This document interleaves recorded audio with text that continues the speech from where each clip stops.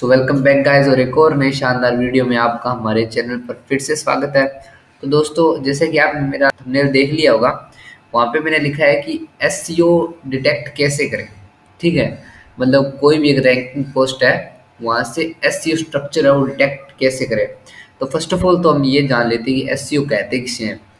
ये एसईओ का पूरा नाम होता है सर्च इंजन ऑप्टिमाइजेशन, यानी कि अपने आर्टिकल या ब्लॉग पोस्ट को इस तरीके से ऑप्टिमाइज करना ताकि वो सर्च इंजन होता है अपना, जो भी गूगल है या बिंग है या भी जो भी है, तो उस पे वो रैंक हो सके, फर्स्ट पेज पे आ सके, या फर्स्ट जो हमारी हेडिंग होती है या फिर जो फर्स्ट पोस्ट पे रैंक हो सके। ठीक है, आप समझ रहे हो मैं क्या कह रहा हूँ।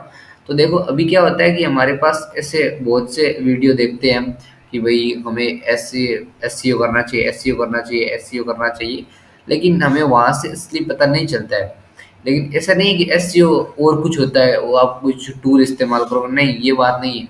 एसईओ का मतलब होता है कि आप किस प्रकार से अपने जो आर्टिकल है, जो ब्लॉग पोस्ट है, उसको स्ट्रक्चर दे रहे हो, यानी कि किस प्रकार से आप उसको मतलब डिज़ाइन कर रहे हो, किस प्रकार उसको मतलब एक वे दे रहे हो कि भाई किस तरीके से हमको ये डिज़ाइन करनी है ब्लॉग पोस्ट, कहाँ कैसी, कहाँ पे हेडिंग डालनी है, कहाँ कौन सी हेडिंग डालनी है, कहाँ पे इमेज डालनी है, तो यही बताऊंगा।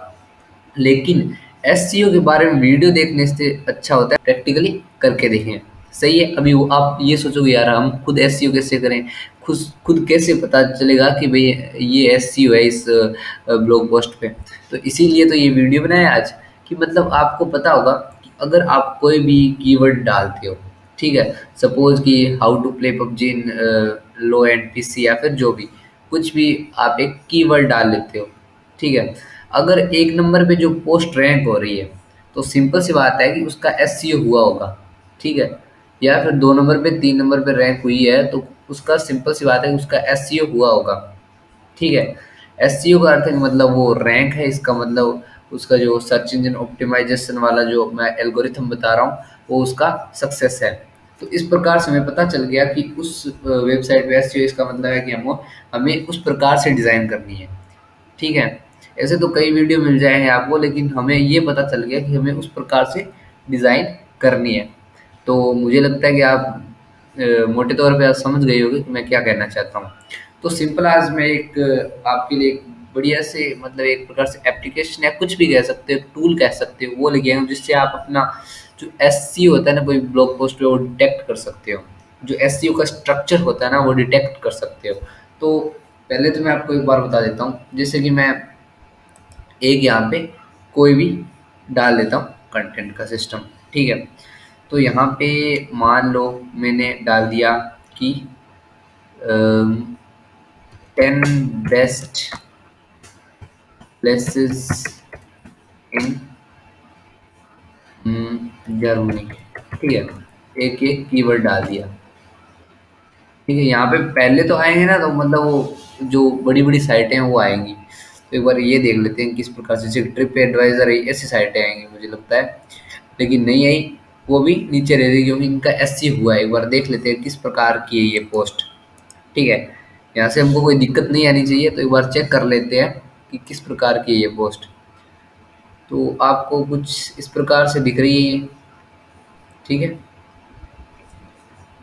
ये इस प्रकार से है पोस्ट, मतलब ये रैंक है। कुल मिला के एक तो मैं बताऊंगा दिक्कत ये नहीं है कि मतलब अभी ये तो कीवर्ड है जो एक मेन कीवर्ड हो गया। ठीक है, तो इस पे तो मतलब इस साइट पे तो व्यूज आते ही हैं, अगर इस पे एसईओ नहीं होगा ना तो भी आ जाएंगे इस पे व्यूज। तो हमको ऐसी साइट ढूंढनी है जो फर्स्ट पेज पर रैंक हो रही है, उस पे कभी व्यूज आते नहीं है इतने। ठीक है, अगर इस पे तो मतलब ये गूगल न्यूज से अगर आएगा ना तो उस पर सीधा ही आ जाएगा, क्योंकि इससे पहले ही इसके पास विजिटर्स हैं जो ट्रस्ट करते हैं इस साइट पे। ठीक है, तो कोई ऐसी साइट ढूंढते हैं जो मतलब ज़्यादा ऐसे रैंकिंग वाली साइट नहीं है, नॉर्मल सी साइट है। ठीक है, जिस पे इतने व्यूज़ नहीं आते हैं। एक बार चेक कर लेते हैं, इसी एक बार ये भी चेक कर लेते हैं किस प्रकार की है। इस पे देखते हैं किस प्रकार से आते हैं व्यूज़। ये मेरे पास सिमिलर वेब एक्सटेंशन है, इस पे देखते हैं व्यूज़ आते हैं नहीं। ये देखिए मिलियन के करीब है, लेकिन एक बार इसको भी हम अपना एक एग्जाम्पल मान लेते हैं। चलो इसको एक बार पढ़ लेते हैं, यहाँ पे पिन कर देते हैं, एक बार इसको डिलीट नहीं करते हैं। अभी एक और कोई वेबसाइट खोल लेते हैं। रुकिए, एक बार यहाँ पे मैं सेटअप कर देता हूँ इसको। जैसे कि ये भी एक बार ओपन कर लेते हैं।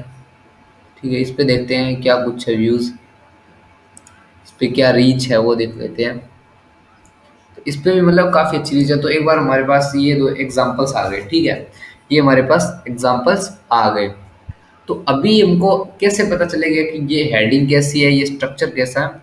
तो इसके लिए ना एक मतलब खास तरह का बहुत ही बड़ी एक्सटेंशन कह सकते हो आप जो आती है ना। इसके लिए आपको इस साइट पे जाना है, कुछ नहीं करना है, बस छोटी सी प्रोसेस है, उसके बारे में आपको बताऊंगा। उससे आपको जल्दी से जल्दी पता चल जाएगा कि आप कैसे डिटेक्ट कर सकते हो।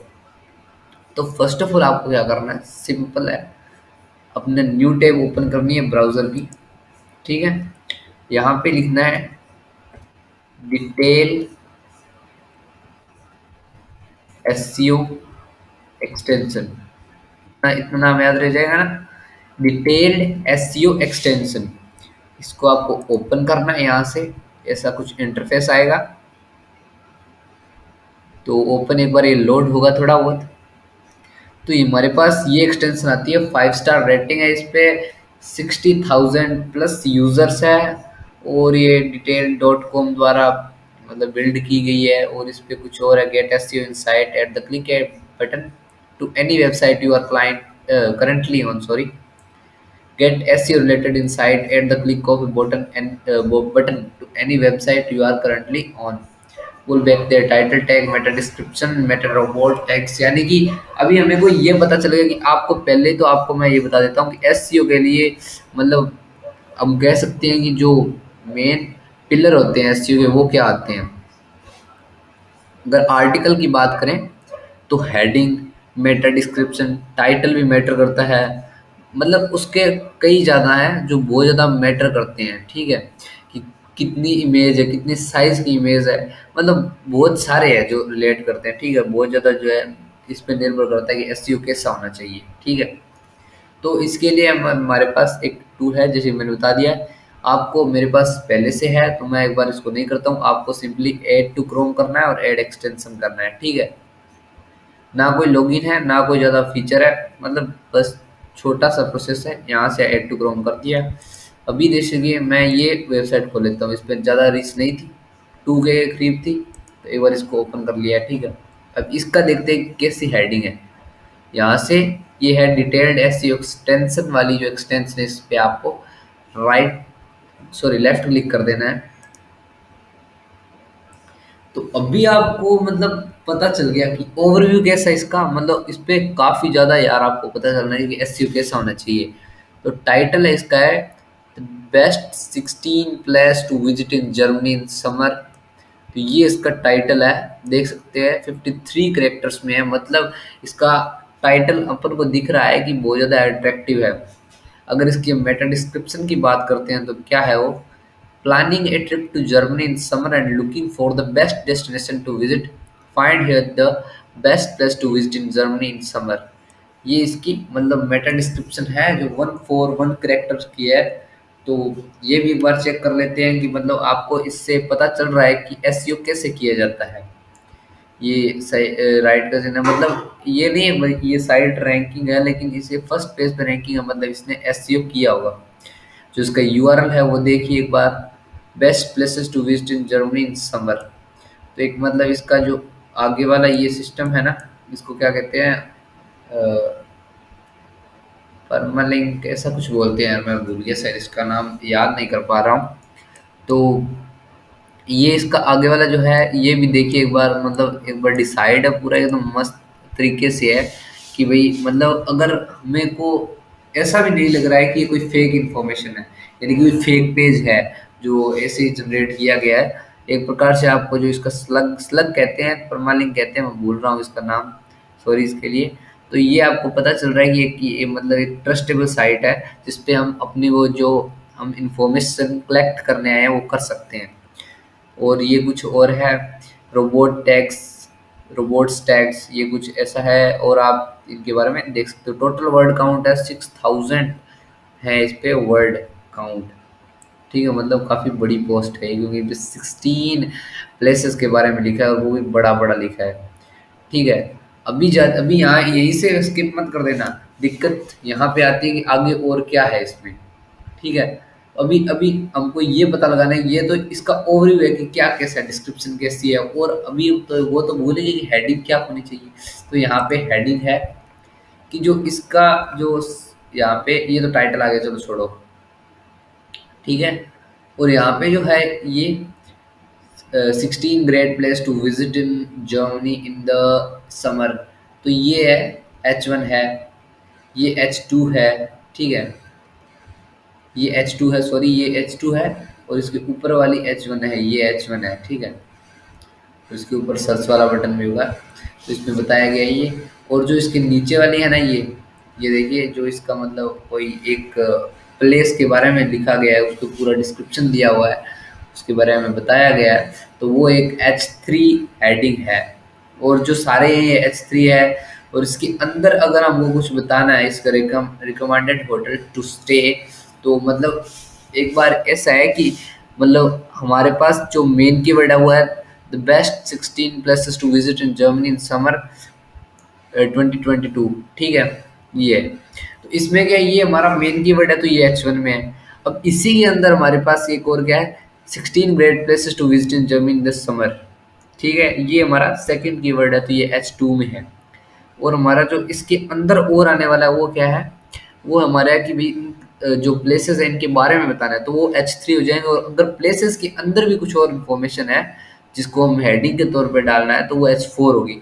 मतलब एक सीक्वेंस चलना चाहिए कि कीवर्ड के अंदर कीवर्ड आ रहे हैं तो वो हेडिंग मतलब नीचे घटती जाएगी। ठीक है, एक बार हेडिंग चेक कर लेना, एक बार आप यहाँ पे लिंक्स देखते हैं, ये शायद बैक लिंक्स और इंटरलिंक्स का कुछ सिस्टम है, ये भी आप चेक कर सकते हो यहाँ से। मतलब काफ़ी ज़्यादा बढ़िया वेबसाइट है यार, मतलब वेबसाइट नहीं, एक्सटेंशन है, काफ़ी ज़्यादा बढ़िया यूनिक। इसमें देखिए टोटल लिंक्स है इनमें 115 यूनिक लिंक्स है, इंटरनल एक्सटर्नल। ये अगर आपके पास इनके बारे में कुछ समझ आता है तो आप इसके बारे में यहाँ से आप और भी जान सकते हो। इमेजेस देखें तो 28 इमेज है without all text. All text जानते हो, जैसे कि इनके ऊपर ऐसे लाते हैं तो इनके ऊपर एक टेक्स्ट आता है, वो उसको ऑल्ट टेक्स्ट बोलते हैं, आल्ट टेक्स्ट या ऑल्ट टेक्स्ट बोलते हैं उसको। जैसे कि यहाँ पे अभी दिखा नहीं रहा है शायद, मतलब ये है कि दो ही इमेज, 28 में से दो इमेज पे है ऑल टेक्स्ट डाला हुआ है मैंने, उस पर क्लिक करते मतलब उसके ऊपर लाते हैं ना, तो वहाँ पे वो नाम आ जाता है। या फिर उसको ऐसे दूसरे पेज पे डालते हैं तो वहाँ पे उसका नाम आता है, ना कि ऐसा कुछ आता है कैप्शन डॉट है ऐसा कुछ, मतलब रैंडमली नाम नहीं आता है, जो हमने दिया है वही आता है। ठीक है, और ये स्कीमा है कुछ, इनके बारे में अगर आपको पता है तो आप इसके बारे में और रिसर्च कर सकते हो यहाँ पे। अगर आप एसईओ के बारे में कुछ ढूंढ रहे हो कि एसईओ को कैसे डिटेक्ट करें प्रत्येक पेज से, तो मुझे लगता है कि इससे बड़ी एक्सटेंशन आपको मिल ही नहीं सकती। ये कुछ लिंक्स है href.archive.org वगैरह वगैरह जो भी है, और भी कुछ है इसमें ऑथराइज करने के लिए। देखते हैं यहाँ पे सेटिंग्स आ जाएंगी।